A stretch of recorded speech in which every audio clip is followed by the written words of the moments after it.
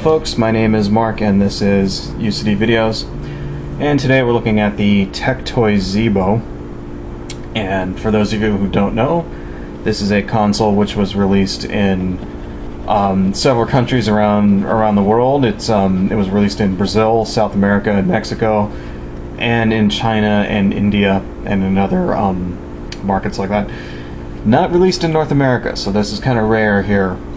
And basically what it is, it's made by a company called Tectoy, and Tectoy was a game publisher in Brazil, and they were the distributor of Sega game systems, you know, Saturns, and most specifically the Sega Master System. They kept it alive in Brazil for a few years after it was gone everywhere else, and released a few exclusive Brazilian titles for it, right? But they also they released other game systems too, and you know, including things like Famicom clones in Brazil, South America. Anyway, so they made this along with in partnership with Qualcomm, the cell phone manufacturer, right? And the idea here is that this is a game system for people who don't make a lot of money. So basically, a lot of the people that, you know, in markets like that, like in, you know, South America, Brazil, India, you know, when you go to import a your latest game console, you know, your Xbox or your PlayStation 3 or whatever, it'll cost them the same amount, if not more, of what we pay for it here in the States, right? Problem is that, you know, someone that lives in India or South America can't afford to drop $300–400 on a game system. You know, some of these people only make that much a month, right? And so what it is that these countries have very notorious markets for game pirates, you know, people that put out the Famicom clones and things like that. And so this is a system made for that market, so that it can be affordable for people that don't make a lot of money. The games are all downloadable, right? Or they also come on SD cards and the like. So anyway, so that's why part of the reason why it's not been released in North America is because it's not for this. It would not sell very well in this market, seeing how this is pretty much last generation tech right here. If even that, it's pretty, you know, it's comparable, I think, to a PlayStation 1, you know, as far as graphics go, and the association with Qualcomm, as some people have made the comment that it's essentially playing cell phone games on your TV. We'll check some video game footage, and you can you know, check it out. I think it's pretty close to PS1. That, you know, maybe a little bit cleaner actually, as far as the graphics go. Sound is a different matter though. Anyway, so you can see here's the console. It's about the size of it's about as thick as a Nintendo Wii, a little bit thicker. It's got this wave kind of design. This particular console was used, and so you can see there's some scuff marks on here, but it's, you know, nothing too crazy. And I got this thanks to Zerdo Perco from the assembler forums. You know, it's my man in Mexico got this for me, so thank you very much, Mr. Zerdo. And anyway, so you can see here we have our USB ports, right? This is where you plug in your stuff. Here's where the SD cards go in. Power switch, right? Zeebo on the back. It looks like here there's a price tag. I should probably clean that off. On the back here we got another USB port, and then here's our red, yellow video, and then left and right audio, and then video, and then here's where your power cord goes in. Pretty, you know, bare bones kind of thing, not a lot of bells and whistles, right? And also comes with this keyboard, and the idea is that this can also double as a set-top box for going on the internet. You know, for people that can't afford a computer, you can use this to go on the internet and browse and do your homework and things like that. So it's kind of doubles, you know, it's pretty neat. So anyway, here's the keyboard, which is actually a pretty good keyboard. You know, it's actually, this here is actually like metal, which is like nice. It's like, wow, this is, you know, not really cheap. You know, it's actually pretty usable. You know, keys are very responsive and it's very thin. Like, check out how thin that is. Pretty good stuff. You know, this is actually in Spanish here. You know, but it's a very functional keyboard and USB port. I wonder if it would actually work on a normal computer. Probably not. But anyway, so it comes with that. And then if you want to check out the controller looks like this. It's pretty much a PlayStation dual analog controller is essentially what it is. So you got your two analog thumbsticks, 1, 2, 3, 4 buttons. Here's the home button, and then our cross pad here, and then you got two left and right. They call it the Z pad, is what this is. So anyway, let's fire it up and check it out. Okay folks, so now we're looking at right after it boots up. Here's our instructions on how to use the Z pad. Right, that's neat. Thankfully this particular console has been set to English. You can set the language to you know, Spanish, Hindu, or you know, Chinese or whatever. Okay, so now that's instructions on how to use a keyboard. Pretty nice. Okay, and this is our intro screen. So let me turn this up a little bit. Okay, and apparently I have 14 Z credits. I'm not really sure what they are. And these are the Juegos Nuevos, which are, you know, new games or whatever. Right. Por tiempo limitado. I, however, do not have this thing currently set up to the internet, but you can basically, if you hook it up to the internet, then you can download new games and stuff, right? And this, I think, is a thing that lets you, helps you do your homework, I think. You know, so the Zeebo can kind of, I think that's why it comes with a keyboard, kind of double as a computer, you know? Which is actually kind of neat. And here's the thing for, you know, oh, no, I would not like to try that again. But anyway, Raging Thunder, Armageddon Squadron, Reckless Racing, and I think those are ones that you have to play online here. Like I think if I try to play this, it's not going to work, right? Because I don't have it hooked up to the internet. So, no, I would not like to try it again. Anyway, so play. Is it going to let me play this? No. Alright, now these are the games that I have that are pre-installed on the actual console. So we have this family pack thing, which is like a bunch of like weird little sports titles, you know, golf and stuff like that. And I have Crash Bandicoot Nitro Kart Racing in 3D. Okay, now Tekken 2, which you can see is I think that these come like installed on all of them. And then go back please. Then Zenonia, which is like an RPG, which looked pretty cool, but it's all in Spanish, and I don't speak Spanish, so unfortunately I can't really play that. But anyway, and then here Zeebo, this Zeebo Canales, I think that's where, like, if I were to have this hooked to the internet, I can see new games, right? So let's check out a few of these here that I've got hooked up here. So we'll play Crash Bandicoot for now, and you can kind of see the quality of the graphics here as soon as it starts. So I don't know why it's got to take so long if I can boot up, but you know, any minute now. There we go. Activision. This is pretty neat. Tectoy. Okay. So far so good. Crash Bandicoot Nitro Kart. Alright, so let's do a new game, and let's just go for whatever that is. Alright, and I think I don't, this is some kind of like quest mode or something, you know, which you could try to figure out what this means, but I don't know.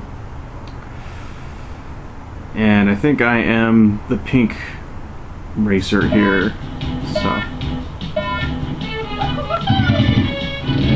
Okay, so you can see the graphics are actually pretty good, you know, they're, it's got a noticeable draw-in though, like if you look at the draw-in, like, oh, goddamn crap, okay. Out of my way, please. Alright, I didn't say I was good at it, okay. But anyway, if you look off in the distance, the draw-in is pretty obvious, you see that? It's like, yeah, so, not exactly, you know... Wait, why did I just get flattened? What the fuck just happened? That was very strange, I don't know why that just happened. But you know, it's running at a pretty nice, frame rate there, you know, it's not sluggish or choppy, you know, not really high up on the polygon count though. But, fucking rock. Okay. And, sound could use a little bit to be desired in my opinion. I mean, it does it seems sort of maybe first generation PlayStation is what I'm thinking. A little bit cleaner. I mean, if you look, it's a little bit less grainy. You know, maybe fuckers. But anyway, alright, enough of that shit. Anytime now. Okay. Tekken 2. Dun dun dun. Okay, we got a pretty good assortment of fighters with all the hidden guys are already unlocked. So the guy that I bought this from must have unlocked them, but whatever. Let's be Law, he's cool. One thing I noticed. Fight! So graphics don't look half bad, right? Right. But one thing I did notice is that oh, fucker. There's not really much in the way of voice going here. God damn it! I fucking hate this motherfucker. I never liked Paul Phoenix. Paul Phoenix is always a fucking jerk.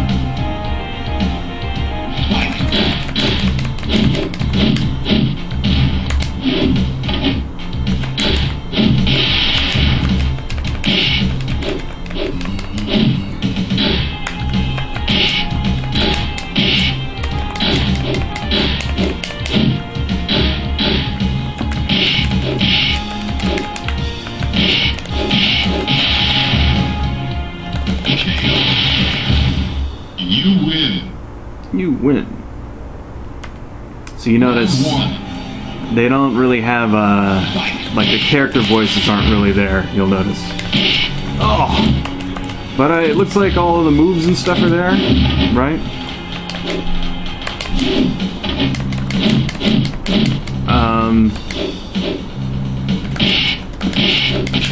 Right, looks like all the moves are there.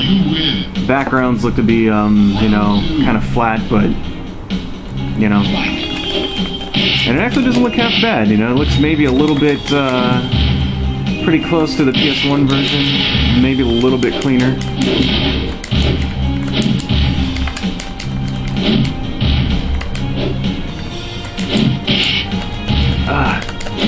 Bitch! KO. You win. Round 1. Fight.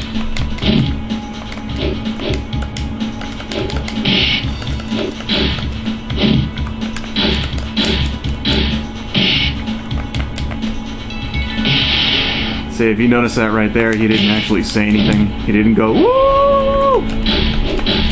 But that should have connected.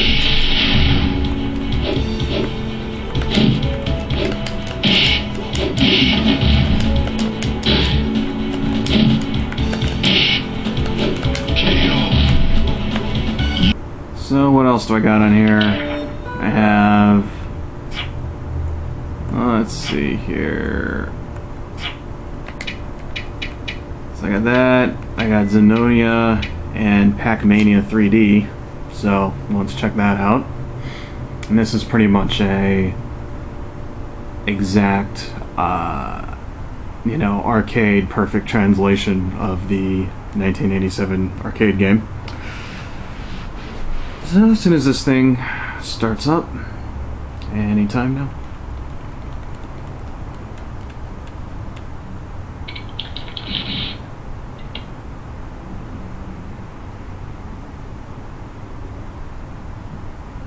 Language is English. Confirm. Pac-Mania.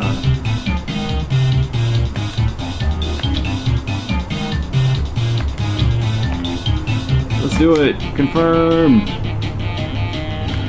Okay, so if you've never actually played this game, it's essentially Pac-Man, except you can jump. that's what this game is. And it's done in an isometric view, so you can't really tell what's going on. Whoa, shit. And it's actually kind of tough, this particular game. I don't know if you've never played it, because you can't actually see the whole maze, so you don't really know where all the ghosts are, you know? Plus you don't know if you actually missed any of the dots or whatever. But anyway, this particular game, this translation is actually pretty spot on, you know, which should be able to, seeing how the game is 20 years old, and you know, should be able to handle it. But whoa, you fucker. Anyway, I never said I was very good at this either. But you know, I'm digging the stuff on the sides there. I'm wondering if this is actually like the actual arcade ROM, or if this is like you know, if this is like a translation. I mean, it's probably the arcade ROM. I mean, just guessing. It seems pretty exact to me. But anyway.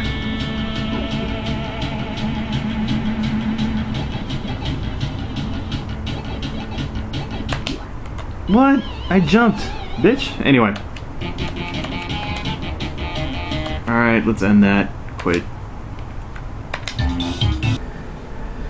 Okay, folks, so anyway, that's, you saw some game footage there, and apparently there's a good 30 or 40 games available for this thing. I know that there's a Double Dragon game, which looks pretty close to the Game Boy Advance version that they put out, you know, Double Dragon Advance or whatever. It looks kind of like that. And I know there's a good assortment of some other games there. So anyway, you saw that the graphics aren't half bad. You know, they're very, very clean looking. Not very big as far as the polygon count goes. You noticed in the Crash Bandicoot game there, the noticeable draw in as you were driving. So we're not talking a lot of power here. Now, is that close to the cell phone quality? I think it's a little bit better than that. A little bit better than the PlayStation 1. Maybe not as high like the polygon count, but you know, the resolution seems to be a little bit better. It's not very grainy. Sound, however, not really digging on the sound. It seemed to only be like 2 or 3 channels. If you notice, the Tekken game didn't really have a lot of the voice, like when you know, little Jude Law would run up and do that thing where he body slams you, and he didn't scream the Kung Fu Jude Law voice or whatever. But you know, it was actually very playable and pretty cool stuff, you know. And I guess for the price that you pay and for what it is, it's definitely worth. You know, they're not bad games, I would say so. Would I recommend one of these? Well, the problem is that finding one, you're not going to be able to find. They're unreleased here, so you have to know somebody in one of the countries where they are released. You know, so the only way you're really going to get one is by making a friend somewhere and getting them to buy it for you. So chances are that's going to cost you kind of a lot. I managed to find one that it cost me under $150 to acquire this. You know, it was something like $60. And then like another, you know, X number amount to get it shipped, and then I wanted to give him some money for his trouble, so it came roughly to $150 for this. You know, this originally retails in the stores down in South America for about $200, and I know that a lot of the places will let them do they do payment plans, you know, because a lot of people can't afford that, so they'll let them pay 20 some odd dollars a month or something for it, which, you know, is actually kind of cool. But yeah, you know what, if you happen to find somebody that has one and they want to get rid of it, then by all means pick it up. You know, it's got some good stuff on it. It's a very nice little package. You know, it's very compact, doesn't take up a lot of space, and I would definitely, anybody who collects, you know, obscure consoles, I would definitely advise adding this to the collection. So anyway, folks, thanks for watching. That is the Tectoy Zeebo. I am out of here.